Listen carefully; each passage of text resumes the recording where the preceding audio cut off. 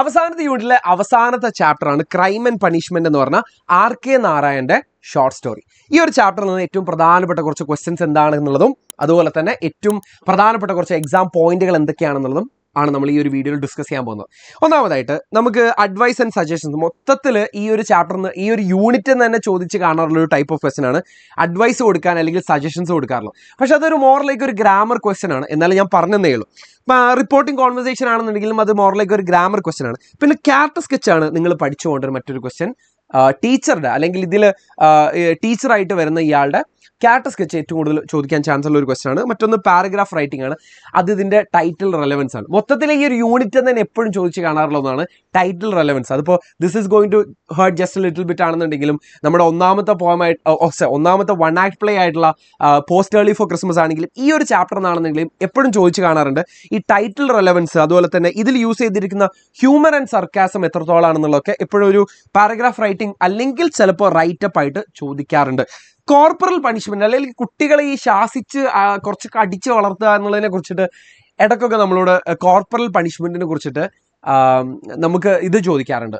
അല്ലെങ്കിൽ ചിലപ്പോൾ ഇന്റലിജൻസ് നമുക്ക് ഈ കൊഞ്ചിച്ചും ലാളിച്ചൊക്കെ വളർത്തുന്നതിനെ കുറിച്ചിട്ടും റൈറ്റപ്പ് ചോദിക്കാറുണ്ട്. അപ്പോൾ ഇത് നമുക്ക് സാധാരണ ഇതിൽ ഈ ഒരു ചാപ്റ്ററിൽ നിന്ന് വരുന്ന ഒരു എമർജിങ് തീമാണ്, അല്ലെങ്കിൽ ഈ ഒരു ചാപ്റ്ററിൽ ഡിസ്കസ് ചെയ്യുന്ന പ്രധാനപ്പെട്ട ഒരു കാര്യമാണ്. ഈ ചാപ്റ്റർ നമ്മൾ നോക്കിയിട്ട് പോകേണ്ട പ്രധാനപ്പെട്ട 10 പോയിന്റുകൾ ഞാൻ പറഞ്ഞുതരാം. The stories about A teacher and A young boy. അത് നമുക്കറിയാം, ഒരു ടീച്ചറും ഒരു കുരുത്തം കെട്ട ഒരു ചെറുക്കനും തമ്മിലുള്ള ഒരു കഥയാണ് ഈ crime and punishment. The teacher slaps the boy for answering wrongly. ഈ കുട്ടിയാണെങ്കിൽ തെറ്റിച്ച് മാത്രം ഉത്തരം, മനഃപൂർവ്വം തെറ്റിച്ച് ഉത്തരങ്ങൾ പറയാൻ തുടങ്ങി. അപ്പോൾ അപ്പോഴത്തെ ഒരു ഫ്രസ്ട്രേഷനിൽ ആ ടീച്ചർ അറിയാതെ ഒന്ന് അടിച്ചു പോവാണ്. The boy starts crying and threatens to complain. അതായത് ഇത് വീട്ടിൽ പോയി പറയും, ആകെ പ്രശ്നമാക്കും എന്നുള്ളത് ഈ കുട്ടി ഭീഷണിപ്പെടുത്താണ്, ത്രെറ്റൻ ചെയ്യാണ്. The teacher becomes worried and ashamed. അപ്പോൾ പുള്ളിക്കാരൻ പേടിക്കാണ്, ജോലി പോകും, നാണക്കേടാവും, അപ്പോൾ അഷെയിംഡ് ആവും എന്നുള്ള പേടി കാരണം അവൻ്റെ താളത്തിന് തുള്ളി കൊടുക്കുന്നതാണ് ഈ ചാപ്റ്ററിൻ്റെ ഒരു ജനറൽ ഇതിന്റെ ഒരു സമ്മറി എന്ന് പറയുന്നത്. The boy uses this fear to control the teacher. അതായത് സാധാരണ ഇതിലൊരു ടീച്ചർ കുട്ടിയെ കൺട്രോൾ ചെയ്യാറ്.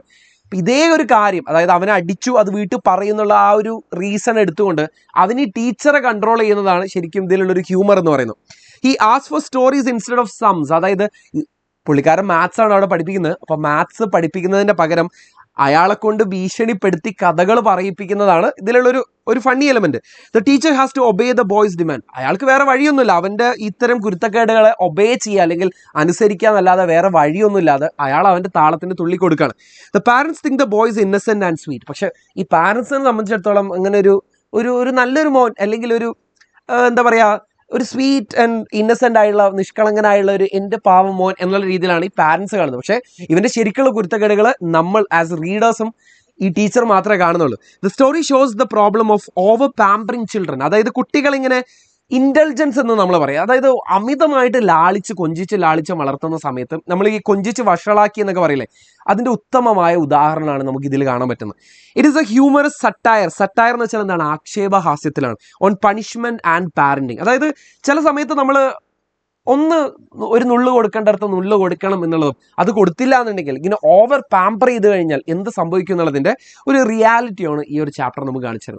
സോ ഈ കാണുന്ന ഇത്രയും ടൈപ്പ് ഓഫ് ക്വസ്റ്റ്യൻസ് ആണ് സാധാരണഗതിയിൽ നമ്മളോട് ചോദിക്കാറുള്ളത്. ഇത് അത്രയും നമ്മൾ വരാനിരിക്കുന്ന ലൈവുകളിൽ വിശദമായിട്ട് ഡിസ്കസ് ചെയ്യുന്നതായിരിക്കും. ഈ വീഡിയോ നിങ്ങൾക്ക് ഉപകാരപ്പെട്ടെങ്കിൽ ഒരു ലൈക്ക്, ചാനൽ സബ്സ്ക്രൈബ് ചെയ്തിട്ടുണ്ടെങ്കിൽ ഒരു സബ്സ്ക്രൈബ്, ആർക്കെങ്കിലും ഉപകാരപ്പെടുന്നു തോന്നുകയാണെങ്കിൽ ഒന്ന് ഷെയർ ചെയ്ത് കൊടുത്തേക്കാം. നമുക്ക് മറ്റൊരു വീഡിയോയിൽ കാണാം.